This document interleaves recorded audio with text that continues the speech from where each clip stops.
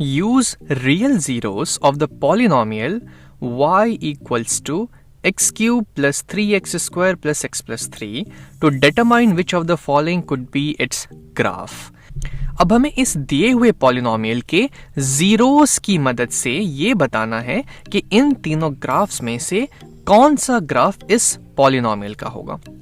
तो इन तीनों ग्राफ को अगर मैं ध्यान से देखूं, खैर वो करने से पहले आप तो पहले इस वीडियो को पॉज कर दीजिए और एक बार जरूर इसे खुद से ट्राई कीजिए। तो अब आपने जब अपना दिमाग लगा लिया है तो चलिए अब हम इसे मिलके सॉल्व करते हैं। तो देखिए,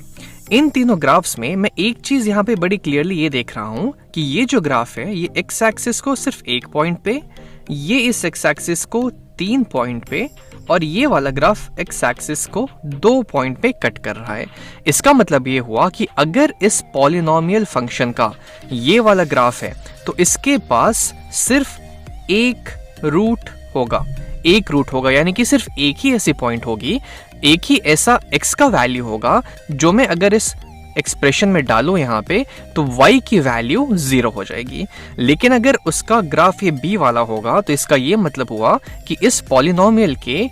3 डिस्टिंक्ट रूट्स, 3 अलग अलग रूट्स होंगे, क्योंकि ये ग्राफ एक्स एक्सिस को 3 जगहों पर, 3 अलग अलग जगहों पर काट रहा है। यानी कि ऐसी x की 3 वैल्यूज होंगी जो अगर मैं यहाँ रखूंगा तो मुझे y की वैल्यू 0 मिल जाएगी। और मान लीजिए अगर ये C ग्राफ हुआ तो इसका ये मतलब हुआ कि इस पॉलिनोमियल के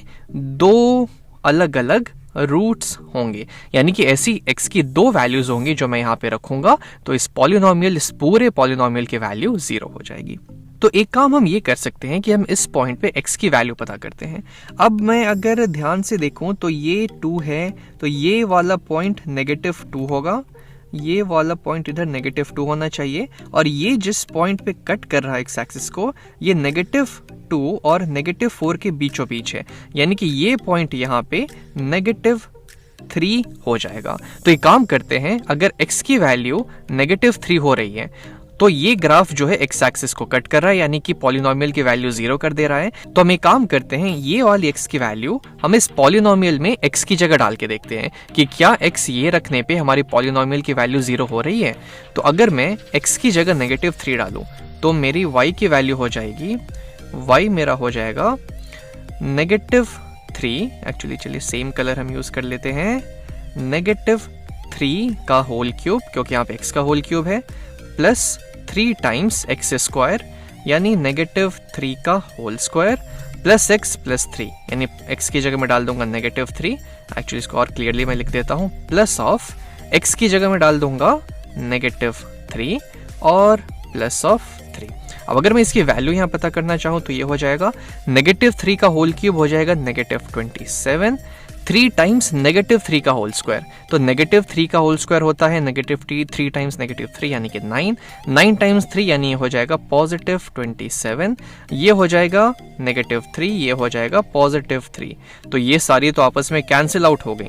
ये +27 -27 कैंसिल हो गया, +3 और -3 कैंसिल हो गई, तो फाइनली मुझे यहाँ पे मिल जाएगा 0, यानी कि x -3 रखने पे मेरी y की वैल्यू जो है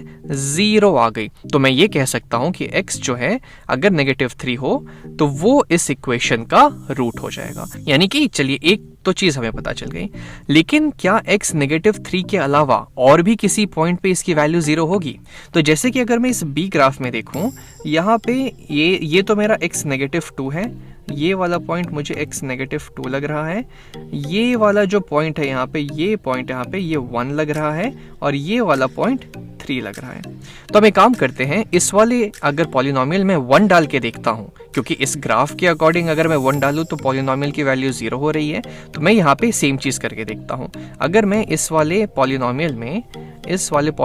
x की जगह 1 डालूं तो ये हो जाएगा मेरा y इक्वल्स टू 1 का क्यूब यानी कि 1 प्लस 3 टाइम्स 1 का स्क्वायर यानी कि 3 प्लस ऑफ x यानी कि प्लस ऑफ 1 प्लस ऑफ 3। तो ये तो मुझे दे देगा 3 + 3 6, 7 और 8, तो ये तो 8 आ गया और ये 0 के बराबर तो है ही नहीं, तो 1 तो रूट नहीं होगा, यानी कि b ग्राफ नहीं होगा मेरा आंसर, ये तो मुझे रूट नहीं देगा, तो ये नहीं होगा। और सी में मैं अगर बात करूं तो 4 है और ये पॉइंट है मेरा 4 जो कि दिया हुआ है, और ये पॉइंट है मेरी x इक्वल्स टू 5। तो क्या 5 रखने पे ये 0 हो जाएगी? तो मुझे नहीं लगता। आप चाहें तो इसको रख के देख सकते हैं, लेकिन मैं इसलिए बोल रहा हूँ क्योंकि ये 5 है पॉजिटिव, और अगर ये सारी वैल्यूज़ पॉजिटिव हो गई, अगर ये सारी वैल्यूज़ यहाँ पॉजिटिव हो गई, तब तो कोई चीज़ किसी से कटेगी ही नहीं, कोई चीज़ सब्ट्रैक्ट होगी नहीं, तो ये तो 0 अपने आप होगा ही नहीं। तो इसीलिए ये तो रूट नहीं हो पाएगा, यानी कि ये जो ग्राफ हमें यहाँ देखिए C, ये भी गलत है, ये भी इसकी रूट, ये भी इस पॉलिनोमियल का ग्राफ नहीं हो सकता। तो बचा हमारे पास A, तो A जो है इस पॉलिनोमियल का ग्राफ हो जाएगा। ये तो था इसको एक तरीका समझने का। इसको हम उल्टे तरीके से भी समझ सकते हैं, जैसे कि अगर मैं इस चीज़ को यहाँ से हटा देता हूँ ताकि मुझे लिखने के लिए थोड़ी सी जगह मिल जाए। अब मैं क्या करता हूँ, इस पॉलिनोमियल को फैक्टराइज करने की कोशिश करता हूँ और मैं डायरेक्टली रूट्स ही निकालने की कोशिश करता हूँ। तो ये हो जाएगा y इक्वल्स टू, अब पहले दो टर्म्स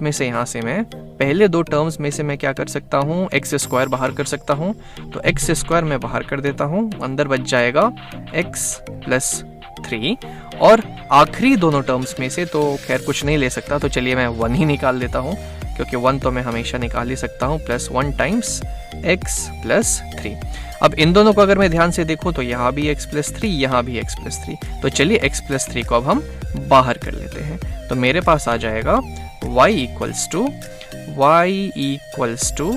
x प्लस 3 बाहर आ गया, और अंदर बचा का बचा रहेगा ये x square plus of 1, x square plus of 1। अब अगर मुझे इसका रूट्स जानना है तो मुझे इसे 0 के बराबर करना होगा, यानी कि या तो ये वाला प्रोडक्ट 0 हो या तो ये वाला प्रोडक्ट 0 हो। तो अगर x प्लस 3 0 होता है तो यहाँ से मुझे एक रूट मिल जाएगा -3। x -3 मेरा एक रूट हो गया, जो कि यहाँ हमें दिखा था, x इक्वल्स टू -3 हमें एक रूट यहाँ मिला था।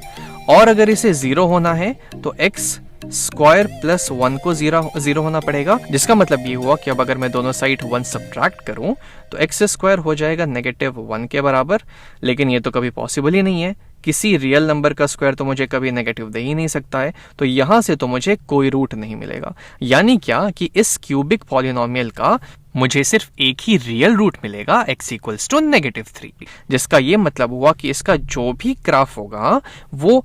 x एक्सिस को सिर्फ और सिर्फ एक पॉइंट पे ही कट करेगा, क्योंकि वो सिर्फ x इक्वल्स टू -3 एक ही पॉइंट पे इस पॉलिनोमियल की वैल्यू 0 कर पाएगा, जो कि हमको इस पहले वाले ग्राफ में देख के पता चल रहा है। और इसी वजह से इसका सही ग्राफ तीनों ऑप्शंस में से ग्राफ A ही हो सकता है।